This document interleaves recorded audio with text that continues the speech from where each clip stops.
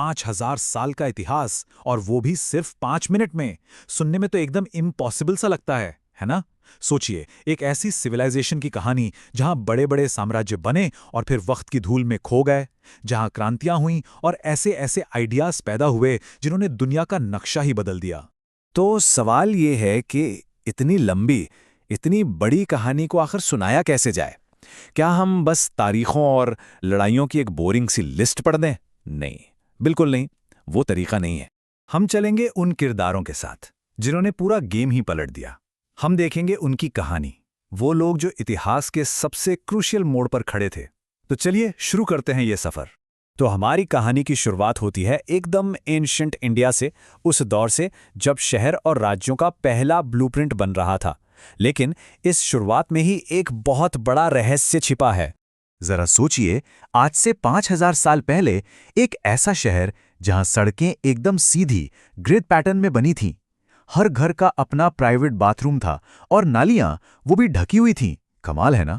ये था मोहनजोदड़ो। इतना ही नहीं, लोथल में दुनिया का पहला डॉकयार्ड था और धोलावीरा में वाटर कंजर्वेशन की ऐसी एडवांस टेक्निक थी जो आज भी हैरान कर देती है। मतलब ये शहर अपने वक्त से सदियों सदियों आगे था। लेकिन इतनी महान सिविलाइजेशन ने अपने पीछे एक पहेली भी छोड़ दी, उनकी लिखी हुई भाषा, उनकी स्क्रिप्ट, जिसे आज तक कोई भी डिकोड नहीं कर पाया है। और शायद इससे भी बड़ी ट्रेजेडी थी इसका अचानक से गायब हो जाना।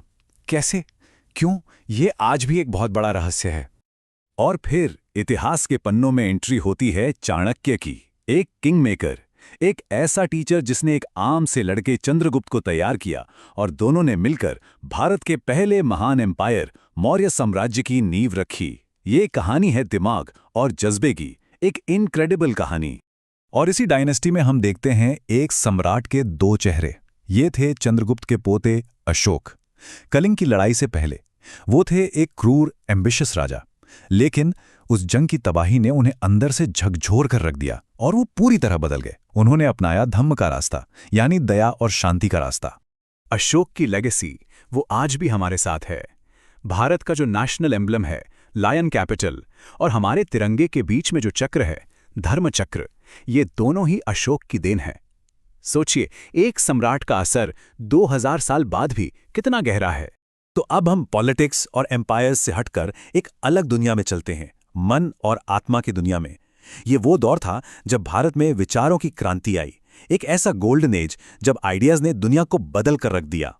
सिर्फ एक नंबर, 0। लेकिन ये सिर्फ एक नंबर नहीं है, ये अपने आप में एक रेवोल्यूशन है, एक ऐसा आइडिया जिसने मैथ्स और साइंस की पूरी दुनिया ही बदल दी। और इस रेवोल्यूशन के पीछे जीनियस थे आर्यभट्ट। 5वीं सदी में गुप्ता एम्पायर के गोल्डन एज में उन्होंने ही जीरो का कॉन्सेप्ट दिया, पाई की वैल्यू इतनी सटीक कैलकुलेट की। और सुनिए, यूरोप से 1000 साल पहले यह बता दिया था कि धरती सूरज के चक्कर लगाती है, न कि सूरज धरती के।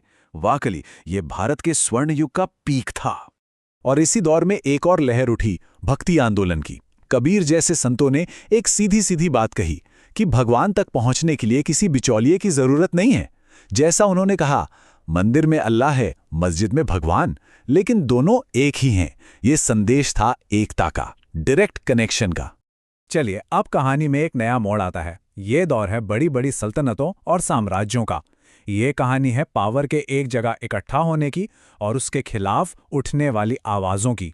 मुगल एम्पायर की पीक पर थे अकबर द ग्रेट। वो सिर्फ एक कॉन्करर नहीं थे, बल्कि आर्ट और नॉलेज के बहुत बड़े फैन थे। उनके दरबार में थे नवरत्न, 9 हीरे। सोचिए, बीरबल अपने हाजिर जवाबी के लिए, तानसेन अपने संगीत के लिए, टोडरमल फाइनेंस के लिए। मतलब टैलेंट का क्या जबरदस्त कॉम्बिनेशन था। एक तरफ तो शाहजहां थे, जिन्होंने प्यार की निशानी के तौर पर दुनिया को ताजमहल जैसा अजूबा दिया, तो दूसरी तरफ उनके ही बेटे औरंगजेब ने एम्पायर को तो खूब फैलाया, लेकिन उनकी सख्त पॉलिसियों ने उसी एम्पायर की जड़ों को धीरे धीरे खोखला कर दिया। और इसी दौर में मुगल पावर को मिला सबसे बड़ा चैलेंज छत्रपति शिवाजी से।